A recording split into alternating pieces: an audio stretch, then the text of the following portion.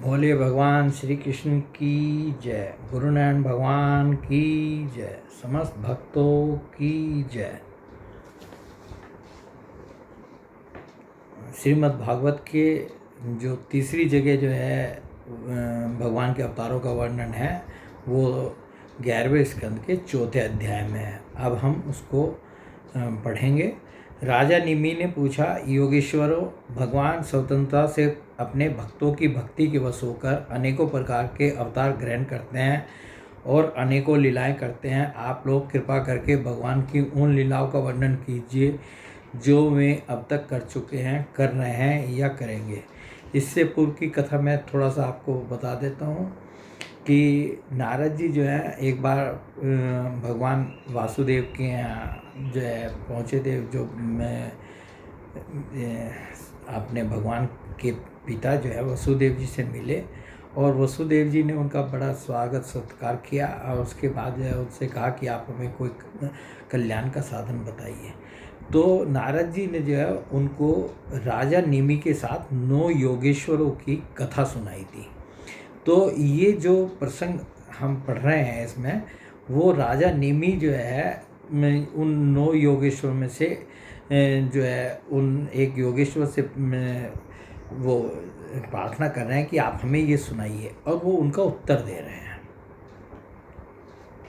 अब 7वें योगेश्वर मिल जी ने कहा, राजन, भगवान अनंत है, उनके गुण भी अनंत है। जो यह सोचता है कि मैं उनके गुणों को गिन लूँगा वह मूर्ख है, बालक है। यह तो संभव है कि कोई किसी प्रकार पृथ्वी के धूलि कणों को गिन ले, परंतु समस्त शक्तियों के आश्रय भगवान के अनंत गुणों का कोई कभी किसी प्रकार पार नहीं पा सकता। भगवान ने ही पृथ्वी, जल, अग्नि, वायु, आकाश इन 5 भूतों की अपने आप में सृष्टि की है।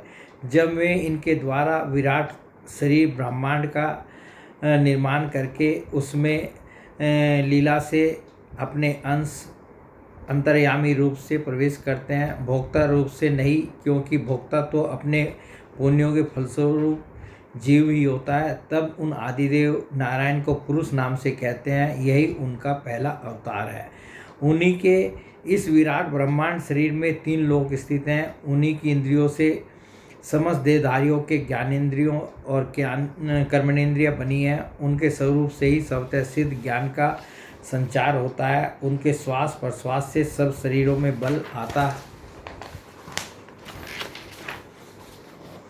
है तथा इंद्रियों में ओज यानी इंद्रियों की शक्ति और कर्म करने की शक्ति प्राप्त होती है। उन्हीं के सत और आदि गुणों से संसार की स्थिति, उत्पत्ति और प्रलय होते हैं। इस विराट शरीर के जो शरीरी हैं वही आदिकर्ता नारायण है। पहले पहल जगत की उत्पत्ति के लिए उनके रजोगुण के अंश से ब्रह्मा हुए। फिर वे आदि पुरुष ही संसार की स्थिति के लिए अपने सत्वांश से धर्म और ब्राह्मणों के रक्षक यज्ञपति विष्णु बन गए। फिर वे ही तमोगुण के अंश से जगत के संहार के लिए रुद्र बने। इस प्रकार निरंतर उन्हीं से परिवर्तनशील प्रजा की उत्पत्ति, स्थिति और संहार होते रहते हैं। दक्ष प्रजापति की एक कन्या का नाम था मूर्ति। वह धर्म की पत्नी थी। उसके गर्भ से भगवान ने ऋषि श्रेष्ठ शांतात्मा नर और नारायण के रूप में अवतार लिया। और देखिए यहाँ इस अवतार का जो है ये थोड़ा विस्तार से वर्णन हो रहा है इस अध्याय में। उन्होंने आत्म तत्व का साक्षात्कार कराने वाले उस भगवत आराधन रूप कर्म का उपदेश किया जो वास्तव में कर्म बंधन से छुड़ाने वाला और निष्कर्म स्थिति को प्राप्त कराने वाला है। उन्होंने स्वयं भी वैसे ही कर्म का अनुष्ठान किया। बड़े बड़े ऋषि मुनि उनके चरण कमलों की सेवा करते रहते हैं। वे आज भी बद्री का आश्रम में उसी क्रम का आचरण करते हुए विराजमान हैं। ये अपनी घोर तपस्या के द्वारा मेरा धाम छीनना चाहते हैं। इंद्र ने ऐसी आशंका करके स्त्री, वसंत आदि दल बल के साथ कामदेव को उनकी तपस्या में विघ्न डालने के लिए भेजा। कामदेव को भगवान की महिमा का ज्ञान न था, इसलिए वह अप्सरागण, वसंत तथा मंद सुगंध वायु के साथ बद्री का आश्रम में जाकर स्त्रियों के कटाक्ष बाणों से उन्हें घायल करने की चेष्टा करने लगा। आदिदेव नारायण ने यह जानकर कि यह इंद्र का कुचक्र है, भय से कांपते हुए काम आदि को हंसकर कहा। उस समय उनके मन में किसी प्रकार का अभिमान या आश्चर्य नहीं था। कामदेव, मल्य, मारुत और देवांगनाओं, तुम लोग डरो मत, हमारा आतिथ्य स्वीकार करो, अभी यहीं ठहरो, हमारा आश्रम सूना मत करो। राजन, जब नर नारायण ऋषि ने उन्हें अभय दान देते हुए इस प्रकार कहा, तब कामदेव आदि के सिर लज्जा से झुक गए। उन्होंने दयालु भगवान नर नारायण से कहा, प्रभु, आपके लिए यह कोई आश्चर्य की बात नहीं है, क्योंकि आप माया से परे और निर्विकार हैं। बड़े बड़े आत्माराम और धीर पुरुष निरंतर आपके चरण कमलों में प्रणाम करते रहते हैं। आपके भक्त आपकी भक्ति के प्रभाव से देवताओं की राजधानी अमरावती का उल्लंघन करके आपके परम पद को प्राप्त होते हैं। इसलिए जब वे भजन करने लगते हैं तब देवता लोग तरह तरह से उनकी साधना में विघ्न डालते हैं, किंतु जो लोग केवल कर्म कांड में लगे रहकर यज्ञादि के द्वारा देवताओं को बलि के रूप में उनका भाग देते रहते हैं, उन लोगों के मार्ग में वे किसी प्रकार का विघ्न नहीं डालते। परंतु प्रभु, आपके भक्तजन उनके द्वारा उपस्थित की हुई विघ्न बाधाओं से गिरते नहीं, बल्कि आपके कमलों की छत छाया में रहते हुए वे विघ्नों के सिर पर पैर रखकर आगे बढ़ जाते हैं, अपने लक्ष्य से च्युत नहीं होते। बहुत से लोग तो ऐसे होते हैं जो भूख, प्यास, गर्मी, सर्दी एवं आंधी पानी के कष्टों को तथा रसनेन्द्रिय और जनेन्द्रिय के वेगों को, जो अपार समुद्रों के समान है, सह लेते हैं, पार कर जाते हैं, परंतु फिर वे उस क्रोध के वश हो जाते हैं जो गाय के खुर से बने गड्ढे के समान है और जिससे कोई लाभ नहीं है, आत्मनाशक है। और प्रभु, वे इस प्रकार अपनी कठिन तपस्या को खो बैठते हैं। जब कामदेव, वसंत आदि देवताओं ने इस प्रकार स्तुति की, तब सर्वशक्तिमान भगवान ने अपने योग बल से उनके सामने बहुत सी ऐसी रमणीय प्रकट करके दिखलाई, जो अद्भुत रूप लावण्य से संपन्न और विचित्र वस्त्रालंकारों से सुसज्जित थी तथा भगवान की सेवा कर रही थी। जब देवराज इंद्र के अनुचरों ने उन लक्ष्मी जी के समान रूपवती स्त्रियों को देखा, तब उनके महान सौंदर्य के सामने उनका चेहरा फीका पड़ गया। वे श्रीहीन होकर उनके शरीर से निकलने वाली दिव्य सुगंध से मोहित हो गए। अब उनका सिर झुक गया। देवेश भगवान नारायण हंसते हुए से उनसे बोले, तुम लोग इनमें से किसी एक स्त्री को जो तुम्हारे अनुरूप हो ग्रहण कर लो, वह तुम्हारे सर्वलोक की शोभा बढ़ाने वाली होगी। देवराज इंद्र के अनुचरों ने जो आज्ञा कहकर भगवान के आदेश को स्वीकार किया तथा उन्हें नमस्कार किया। फिर उनके द्वारा बनाई हुई स्त्रियों में से श्रेष्ठ अप्सरा उर्वशी को आगे करके वे स्वर्गलोक में गए। वहां पहुंचकर उन्होंने इंद्र को नमस्कार किया तथा भरी सभा में देवताओं के सामने भगवान नर नारायण के बल और प्रभाव का वर्णन किया। उसे सुनकर देवराज इंद्र अत्यंत भयभीत और चकित हो गए। भगवान विष्णु ने अपने स्वरूप में एक रस स्थित रहते हुए भी संपूर्ण जगत के कल्याण के लिए बहुत से कलावतार ग्रहण किए हैं।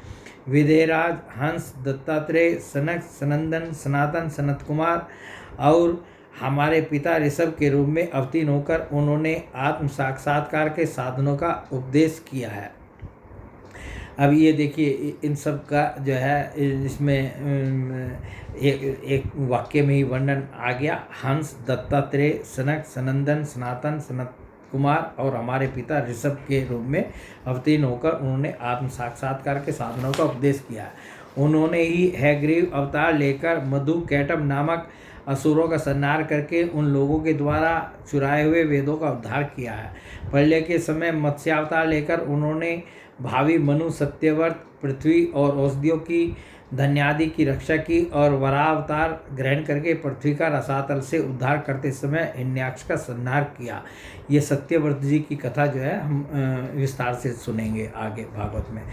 कूर्मावतार ग्रहण करके उन्हीं भगवान ने अमृत मंथन का कार्य संपन्न करने के लिए अपनी पीठ पर मंद्राचल धारण किया और उन्हीं भगवान विष्णु ने अपने शरणागत एवं आर्त भक्त गजेंद्र को ग्रह से छुड़ाया। एक बार बालखिल्य ऋषि तपस्या करते करते अत्यंत दुर्बल हो गए थे। वे जब कश्यप ऋषि के लिए समिधा ला रहे थे, तब थककर गाय के खुर से बने हुए गड्ढे में गिर पड़े, मानो समुद्र में गिर गए हों। उन्होंने जब स्तुति की, तब भगवान ने अवतार लेकर उनका उद्धार किया। इस कथा का भी भागवत में वर्णन नहीं है। वृत्रासुर को मारने के कारण जब इंद्र को ब्रह्म हत्या लगी और वे उसके भय से भागकर छिप गए। तब भगवान ने उस हत्या से इंद्र की रक्षा की। और जब असुरों ने अनाथ देवांगनाओं को बंदी बना लिया, तब भी भगवान ने ही उन्हें असुरों के चंगुल से छुड़ाया। जब हिरण्यकशिपु के कारण प्रहलाद आदि संत पुरुषों को भय पहुंचने लगा, तब उनको निर्भय करने के लिए भगवान ने नरसिंह अवतार ग्रहण किया और हिरण्यकशिपु को मार डाला। उन्होंने देवताओं की रक्षा के लिए देवासुर संग्राम में दैत्यपतियों का वध किया और विभिन्न मनवंतरों में अपनी शक्ति से अनेकों कलावतार धारण करके त्रिभुवन की रक्षा की। फिर वामन अवतार ग्रहण करके उन्होंने याचना के बहाने इस पृथ्वी को दैत्यराज बलि से छीन लिया और अदिति नंदन देवताओं को दे दिया। परशुराम अवतार ग्रहण करके उन्होंने ही पृथ्वी को 21 बार क्षत्रियहीन किया। परशुराम जी तो हैया वंश का प्रलय करने के लिए मानव भृगु वंश में अग्नि रूप से ही अवतीर्ण हुए थे। उन्हीं भगवान ने रामावतार में समुद्र पर पुल बांधा एवं रावण और उसकी राजधानी लंका को मटियामेट कर दिया। उनकी कीर्ति समस्त लोकों के मल को नष्ट करने वाली है। सीतापति भगवान राम सदा सर्वदा सर्वत्र विजय ही विजय है। राजन अजन्मा होने पर भी पृथ्वी का भार उतारने के लिए ही भगवान यदुवंश में जन्म लेंगे और ऐसे ऐसे कर्म करेंगे जिन्हें बड़े बड़े देवता भी नहीं कर सकते। फिर आगे चलकर भगवान ही बुद्ध के रूप में प्रकट होंगे और यज्ञ के अनाधिकारियों को यज्ञ करते देखकर अनेक प्रकार के तर्क वितर्कों से मोहित कर लेंगे और कलयुग के अंत में कल की अवतार लेकर वही शुद्ध राजाओं का वध करेंगे। महाबाहु विदेहराज भगवान की कीर्ति अनंत है। महात्माओं ने जगतपति भगवान के ऐसे ऐसे अनेकों जन्म और कर्मों का प्रचुरता से गान भी किया है। इस प्रकार श्रीमद् भागवत में जो है जो 3 अध्याय जो है भगवान के अवतारों से संबंधित थे, इनको जो है पूर्ण रूप से हमने आज जो है सुना और मतलब उनमें सब में कुछ ना कुछ अंतर है। और जो अंतिम अध्याय है उसमें हमने भगवान नर नारायण की विस्तार से जो है कथा भी सुनी। बोलिए भगवान नर नारायण की जय। तो अब भी ये 3 अध्यायों के बाद जो है 2 अध्याय उसमें और ऐसे हैं। एक तो जो अक्रूर जी ने स्तुति की है और एक जो नारायण कवच का उपदेश है। इसमें भगवान के अवतारों का वर्णन है, मतलब उसमें कौन कौन से भगवान के अवतारों का मुख्य अवतारों का उसमें वर्णन है। उनको भी दोनों अध्यायों को हम अलग अलग पढ़ेंगे। बोलिए कृष्ण भगवान की जय, गुरु नारायण भगवान की जय, समस्त भक्तों की जय।